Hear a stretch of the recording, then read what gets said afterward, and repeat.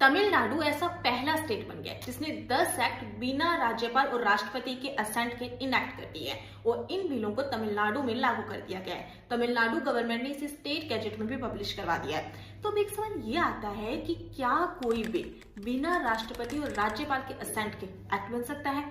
तो देखो अब हम ना इसको समझते हैं। अगर मान लो किसी भी स्टेट के अंदर कोई भी बिल एक्ट बनाना है तो सबसे पहले वो बिल स्टेट असेंबली में लाया जाता है, फिर वो बिल उस असेंबली से पास होता है, फिर उस बिल को राज्यपाल के पास ले जाया जाता है, राज्यपाल उस बिल पर सिग्नेचर करते हैं, फिर उसके बाद में उसे स्टेट गैजेट में पब्लिश करवाया जाता है और अब ये बिल एक्ट बन जाता है।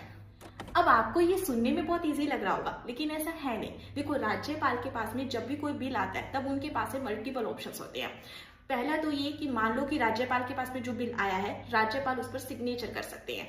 दूसरा ये कि मान लो कि राज्यपाल के पास में कोई बिल आया है और राज्यपाल को ऐसा लगता है कि नहीं नहीं ये बिल सही नहीं है, तो वो वापस इसे स्टेट असेंबली को भेज सकते हैं। अब जो स्टेट असेंबली है वो इस पर फिर से विचार करेगी और चेंज करके वो राज्यपाल को वापस भेज देगी।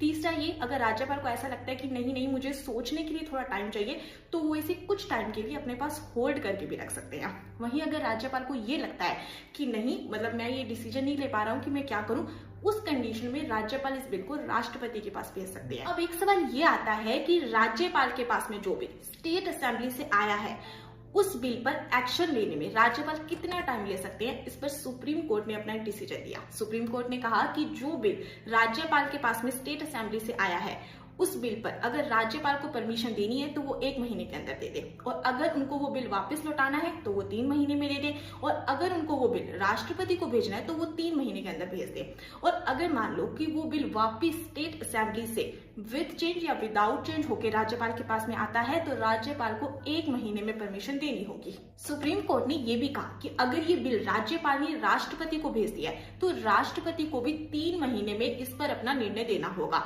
और अगर मान लो कि आप इस बिल को पास करने की परमिशन नहीं दे रहे हैं तो आपको कारण भी बताना होगा। और ये सारी बातें ना हमारे कॉन्स्टिट्यूशन में नहीं है, ये सुप्रीम कोर्ट ने कही है। तो अब एक सवाल ये भी आ जाता है कि क्या सुप्रीम कोर्ट राष्ट्रपति को ऑर्डर दे सकता है? हमारे कॉन्स्टिट्यूशन का आर्टिकल 142 कहता है कि अगर सुप्रीम कोर्ट को कहीं भी ऐसे लगता है कि जस्टिस डिलीवर नहीं हो रहा है तो वो इस तरह के एक्शन ले सकता है, और सुप्रीम कोर्ट ने ऐसा एक्शन तमिलनाडु में हुए इस इंसिडेंट की वजह से लिया है। सुप्रीम कोर्ट ने कहा कि उन्होंने जो टाइम लिमिट डिसाइड की है बिलों को पास करने की, अगर उससे ज्यादा टाइम लगता है तो बिलों को पास समझ लिया जाएगा।